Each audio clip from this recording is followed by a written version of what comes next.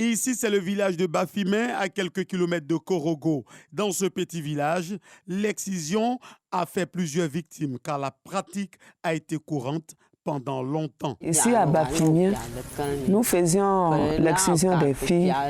On pensait que si tu n'excises pas la fille, elle ne va pas faire d'enfant.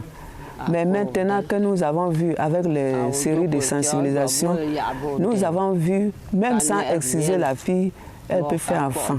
L'heure est maintenant à la repentance. Cette fervente pratiquante de l'excision a fini par comprendre les dangers liés aux mutilations génitales. Damieo Chodja se confesse. En faisant l'excision d'une fille, ça nous dépassait. Elle saigne, elle peut mourir en même temps et après, elle peut traîner une maladie toute sa vie.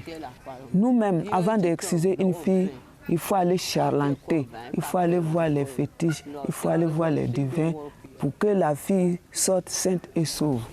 Mais si on nous dit de ne pas faire l'excision, ça peut nous épargner de tout ça. Nous ne faisons que dire merci. En Côte d'Ivoire, une étude de l'UNICEF a démontré que 38% des femmes âgées de 15 à 45 ans ont été victimes d'excision. Comment éradiquer ce phénomène dans nos sociétés? Les guides religieux, les chefs traditionnels, les ONG et le ministère de la Femme sensibilisent. L'excision, c'est une pratique ancienne. Bon, c'est rentré dans l'islam. Quand on a demandé au prophète Mohammed sallallahu alayhi sur ce sujet-là, il a dit non, c'est irfad. Ça veut dire que c'est pour diminuer le plaisir de la femme. Il n'a pas ordonné de le faire. J'ai essayé de sensibiliser les autres pour que nous cessons de pratiquer l'excision. J'ai convoqué les 7 Kabylas qui sont à Méninya ici. Je les ai sensibilisés comme j'ai été sensibilisé, surtout sur l'excision.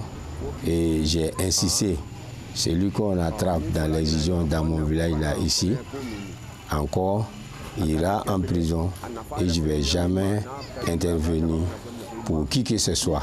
Même si ça est dans ma famille, beaucoup ont compris et la chose commence à disparaître, surtout l'excision. Dans la région du Folon, la sensibilisation continue et à possible la communauté Peul, fortement représentée. Cette communauté s'implique aussi dans la sensibilisation sur le terrain. Nous avons réuni ici, nous tous, les représentants de CEDEAO, les imams, qui nous ont expliqué l'excision et puis mariage précoce. Nous aussi, on a pris nos bâtons pour rentrer dans les familles Peul, dans les familles Menka, dans la ville, on les a informés.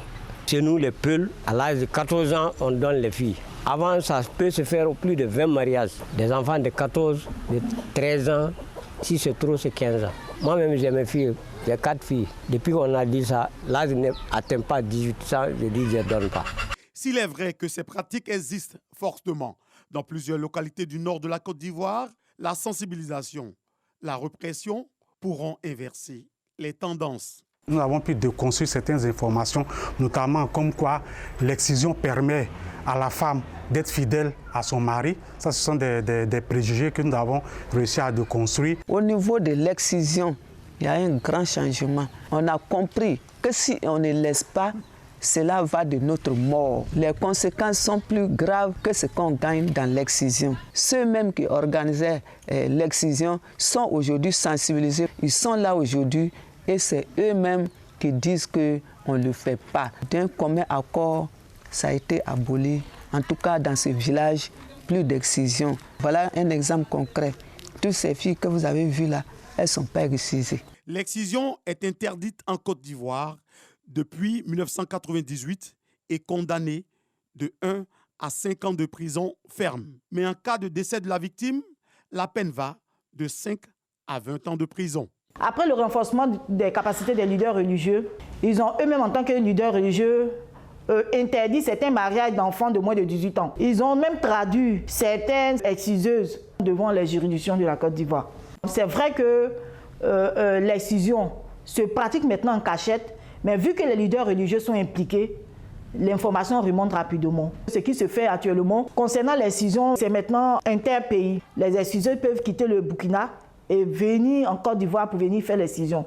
Donc cette pratique-là, nous sommes en train de voir quelle stratégie mettre en place pour bloquer cela. Outre l'excision, les leaders communautaires, les ONG et toute la société civile dénoncent de plus en plus tout acte de violence basé sur le genre.